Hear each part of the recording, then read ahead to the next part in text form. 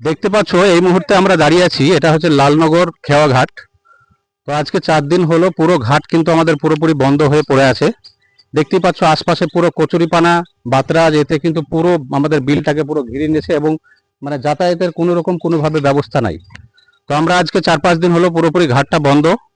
তো আমরা এলাকার মানুষ অনেকেই আমরা তাদেরকে বলছি, এবং এখানে যারা প্রতিদিন সকালবেলা হলেই কিন্তু আমরা বহরমপুর যাই বিভিন্ন কাজে, কেউ তার নিজের কাজে যায়, কেউ হয়তো লেবার শ্রেণীর মানুষ যারা সকালবেলা হলে পারি তারা বহরমপুরে কাজে যায়, এবং আমরা বাজার হাট যা কিছু করি সবই কিন্তু বহরমপুরে, মানে সকাল হয়ে আমাদেরকে বহরমপুর যেতেই হবে। কিন্তু দেখা যাচ্ছে আজকে 4-5 দিন হলো এখানে বহরমপুর যাওয়ার কোনো রকমের কোনো যোগাযোগ ব্যবস্থা নাই, আমাদের ঘাট একদম সিল হয়ে বন্ধ হয়ে পড়ে আছে। তো আমি এখানে বলতে চাইছি এটাই যে আমাদের এই এলাকায় কিন্তু প্রচুর লোকের জনসংখ্যা, এখানে প্রচুর লোক বসবাস করে, একটা বিশাল এলাকা কিন্তু এটা আছে। তারা সকাল হলেই কিন্তু বহরমপুরে যায়। বিভিন্ন পেশেন্ট যারা আছে তারা ধরুন নানান সমস্যা হলে সকালবেলা উঠেই কিন্তু বহরমপুরে হসপিটালে যায়, কিন্তু তারা আজকে যেতে পারছে না।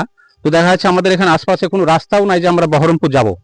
তো দেখা যাচ্ছে আমাদেরকে কি হচ্ছে, আজকে 10 কিলোমিটার আমাদের বহরমপুর এখান থেকে, সেখানে আমাদেরকে আজ 25 কিলোমিটার ঘুরে আমাদেরকে সে হরিহরপাড়া হয়ে কিন্তু আমাদেরকে বহরমপুর যেতে হচ্ছে।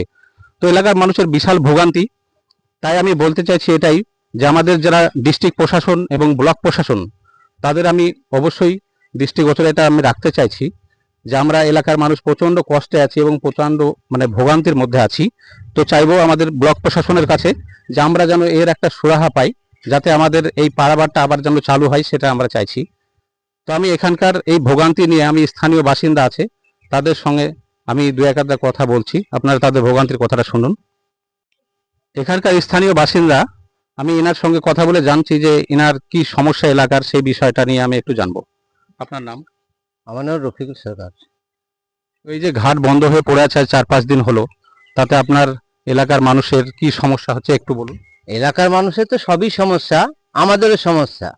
মানে আমাদের জমি জায়গা নাই, আমরা খেটে খাওয়ার লোক, মানে আমি পেন্টার। আমি রোজ সকালবেলায় ঘুম থেকে উঠে বহরমপুর যাই। তো বহরমপুর গিয়ে আমি গাড়ি লিখি, ট্রলি লিখি। তো তাই থেকে হয়তো কিছু পয়সা আমার উপার্জন হয়, কিন্তু এখান থেকে যেতে আমার খরচ হয় মোটামুটি 50 টাকা। যখনই আমি ওই নিশ্চিন্তপুর হরিয়ারপাড়া ঘুরে যাই, সেখানে খরচ হয় আমার 150 টাকা। তো এই যে ব্যবস্থা, সেই ব্যবস্থাটা ঠিক করার জন্য প্রশাসনের কাছে অনুরোধ রাখছি যে এই রাস্তাটা পারাপারটা যেন সুবিধা জন্য ব্যবস্থা নেয়।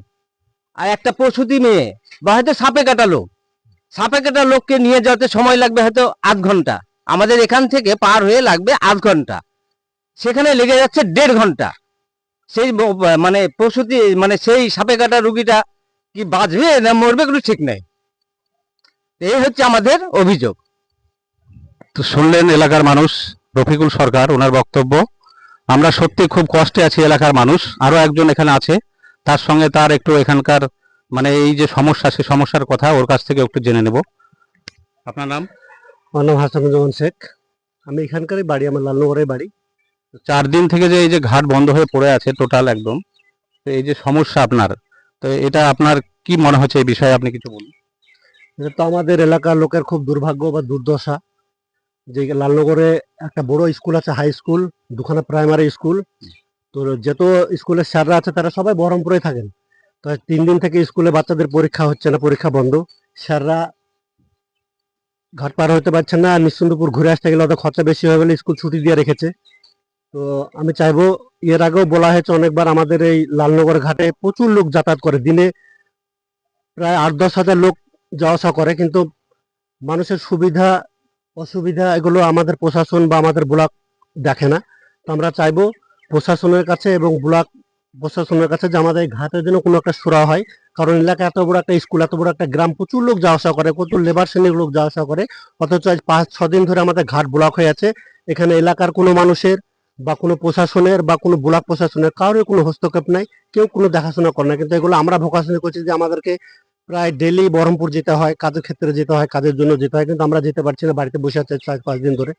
তো আমার এটা আবেদন যেন আমরা আমাদের ঘাটের জন্য সুরাহা হয়, এটাই চাই।